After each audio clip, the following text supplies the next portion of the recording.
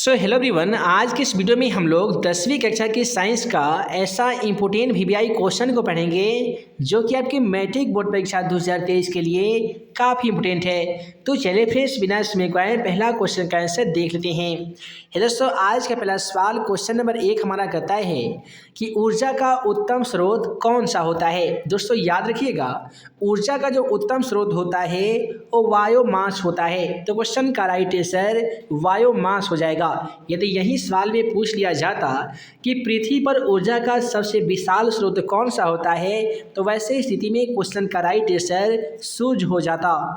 उसके बाद में अगला सवाल कहता है कि सल्फर के परमाणु के 12वीं कक्षा में इलेक्ट्रॉनों की संख्या कितनी होती है। देखिए, सल्फर का सांकेतिक चिन्ह एस होता है, इसका परमाणु संख्या होता है 16 और परमाणु द्रव्यमान इसका होता है 32। याद रखिएगा। अब इसके 12वीं कक्षा में जो इलेक्ट्रॉनों की जो संख्या होती है वो 6 होती है। तो क्वेश्चन का राइट आंसर यहाँ पे 6 हो जाएगा। उसके बाद में कहता है कि असंतृप्त हाइड्रोकार्बन का उदाहरण दीजिए। देखिए, हाइड्रोकार्बन होते क्या हैं, तो हाइड्रोजन और कार्बन के मिलने से बने यौगिक को हम लोग हाइड्रोकार्बन कहते हैं। दोस्तों, हाइड्रोकार्बन के 2 प्रकार होते हैं, एक होते हैं संतृप्त हाइड्रोकार्बन, तो दूसरा होते हैं असंतृप्त हाइड्रोकार्बन। और हमसे पूछा गया है कि असंतृप्त हाइड्रोकार्बन का उदाहरण दीजिए। तो यहाँ पे C2H4 जिसमें कार्बन के 2 परमाणु और हाइड्रोजन के 4 परमाणु मौजूद हैं, ये हो जाएंगे असंतृप्त हाइड्रोकार्बन। उसके बाद में अगला सवाल कहता है कि धोवन सोडा का रासायनिक सूत्र क्या होता है। मैट्रिक एग्जाम पेपर में ये सवाल बहुत बार पूछा गया है, तो याद रखिएगा Na2CO3 इंटू 10H2O यानी सोडियम बाइकार्बोनेट जो होता है धोवन सोडा का रासायनिक सूत्र होता है।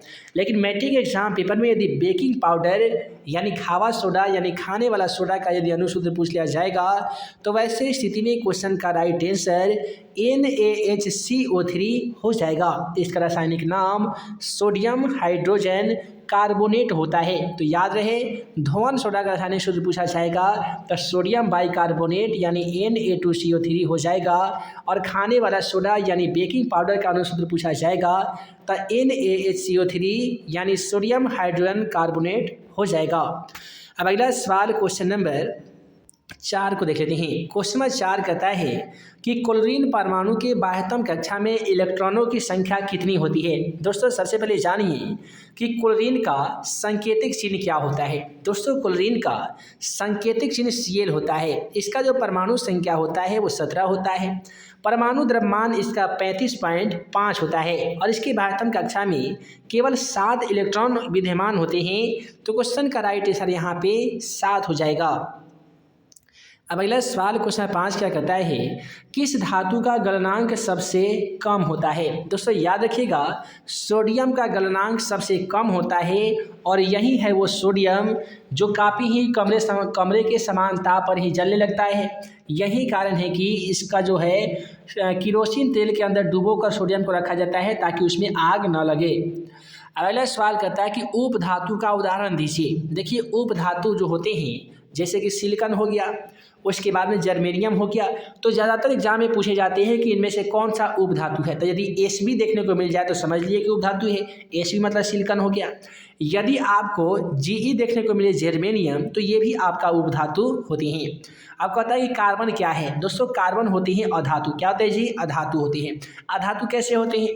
तो जिसमें विशेष प्रकार की चमक नहीं पाई जाती है, जो विद्युत एवं ऊष्मा के सुचालक नहीं होते हैं, जिनको पीटने पर अवरोध उत्पन्न नहीं करता है, वैसे तत्व को ही अधातु कहते हैं। तो कार्बन हो जाएगा धातु। अब यहाँ से मैट्रिक एग्जाम पेपर में 1-2 सवाल पूछे जाते हैं। पहला सवाल पूछे जाएंगे कार्बन की परमाणु संख्या कितनी होती है, तो 6 होती है।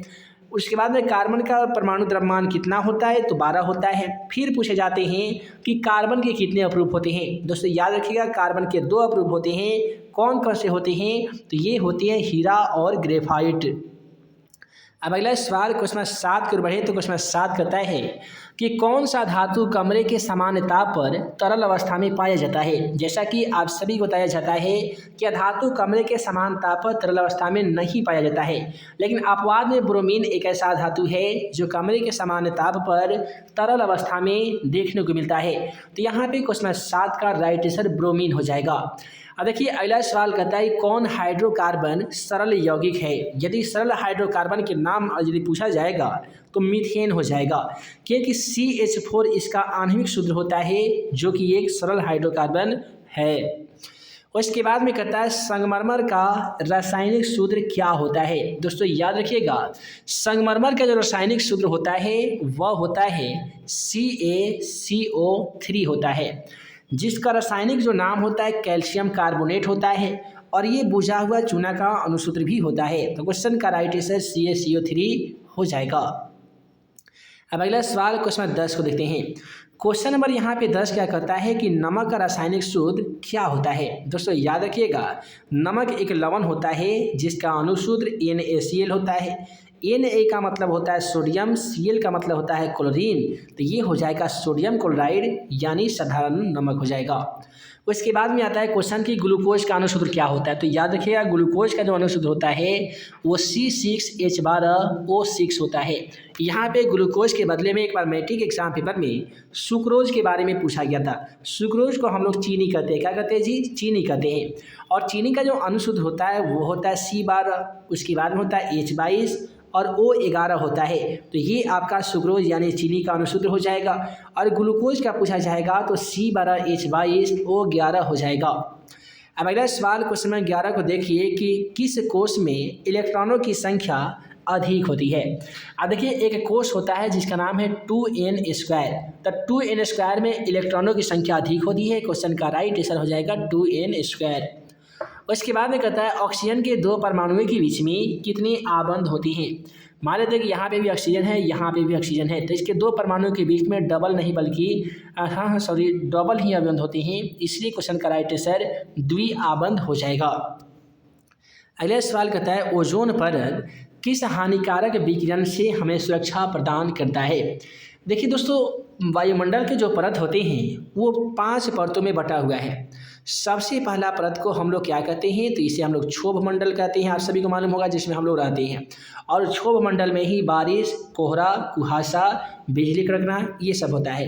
क्षोभ मंडल के बाद में आता है समताप मंडल। क्या होता है जी, समताप मंडल। इसमें क्या होता है कि इसमें हवाई जहाज चलते हैं, है ना जी। उसके बाद में समताप मंडल के बाद में आता है मध्य मंडल, और मध्य मंडल में ही ओजोन परत पाई जाती है। उसके बाद में एक होती है बाह्य मंडल। तब बाह्य मंडल में क्या होता है कि मध्य मंडल में उल्का पिंड आकर जलने लगता है। बाह्य मंडल में आकाशवाणी जो तरंग होती हैं वो बाह्य मंडल में होती हैं।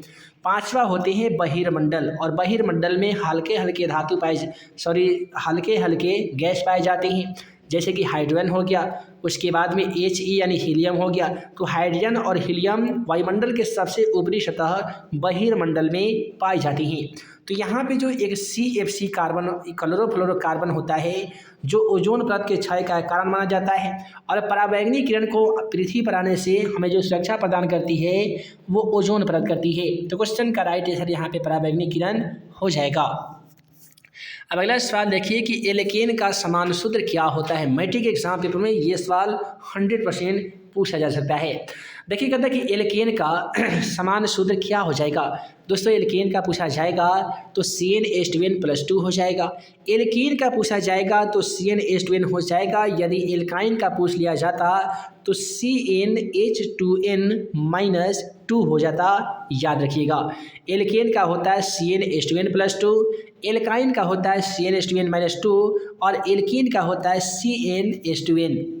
अब अगला सवाल क्वेश्चन 15 क्या करता है कि CO2 यानी कार्बन डाइऑक्साइड पानी का घोल का pH मान कितना होता है। दोस्तों याद रखिएगा कि अम्लीय विलयन का pH मान 7 से कम होता है, और आपका कार्बन डाइऑक्साइड अम्लीय होता है, तो इसलिए इसका आंसर 7 से कम हो जाएगा। यदि क्षार दिया जाता, यहाँ पे क्षार होता ना, तो क्वेश्चन का आंसर 7 से अधिक हो जाता। यहाँ पे उदासीन जल का pH मान पूछा जाता तो केवल 7 हो जाता। उसके बाद में कहता है अम्ल लाल लिटमस पद को डॉट कर देता है। देखिए अम्ल का काम है लाल लिटमस पद को नीला कर देना, और क्षार का काम है नीला को लाल कर देना। याद रखिएगा, तो अम्ल लाल लिटमस पद को क्या करता है, तो नीला करता है, और लाल नीले लिटमस पद को क्या कर देता है जी, तो लाल कर देता है। अब अगला सवाल क्वेश्चन नंबर 17 को देख लेते हैं। कहता है कि श्वसन का अंतिम उत्पाद क्या होता है। देखिए श्वसन क्रिया के दौरान ऑक्सीजन और कार्बन डाइऑक्साइड का आदान प्रदान होता है। इसका जो उत्पाद है वो CO2 यानी कार्बन डाइऑक्साइड और H2O यानी जल होता है। अब अगला सवाल ये पूछा गया है कि विरंजक चूर्ण का अनुसूत्र क्या होता है जी। देखिए विरंजक चूर्ण का जो अनुसूत्र होता है वह होता है CaOCl इंटू Cl यानी कैल्शियम हाइड्राइड ऐसे होता है ना जी। CaOCl इंटू Cl होता है, या आप CaOCl2 भी बोल सकते हैं। अगला सवाल 19 नंबर क्वेश्चन करता है हमारे शरीर का pH परास कितने pH के बीच में कार्य करता है। तो ये होता है 7 से लेकर 7.8 के बीच में हमारे शरीर का pH परास कार्य करता है। अगला सवाल कहता है कि बुझा हुआ चूना का अनुसूत्र क्या होता है। आप सभी को बता दें कि बुझा हुआ चूना का अनुसूत्र CaOH का होल ट्वाइस होता है यानी कैल्शियम हाइड्रोक्साइड होता है ना जी। उसके बाद में यदि कली चूना पूछा जाएगा तो CaO हो जाएगा यानी कैल्शियम ऑक्साइड हो जाएगा। अगला सवाल ये पूछा गया है कि बॉक्साइट अयस्क है। देखिए एल्युमिनियम का सांकेतिक चिन्ह Al होता है। इसका जो परमाणु संख्या होता है वो 13 होता है। परमाणु द्रव्यमान इसका 27 होता है और एल्युमिनियम काफ़ी ही ज़्यादा गलनांक यौगिक है और इसके 3 दोस्तों अयस्क होते हैं। एक होते हैं बॉक्साइट, कुरंडम और क्रायोलाइट। तो ये होती है एल्युमिनियम के प्रमुख अयस्क। आपके मैट्रिक एग्जाम पेपर में ये सवाल काफ़ी ही ज़्यादा मात्रा में देखने को मिला है।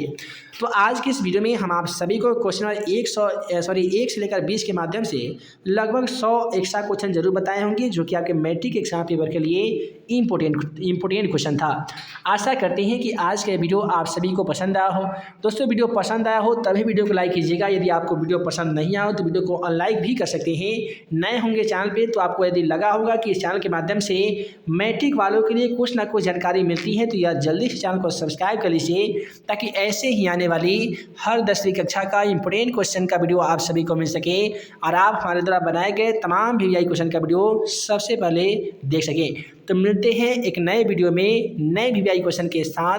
तब तक के लिए आप सभी को वीडियो देखने के लिए बहुत बहुत धन्यवाद।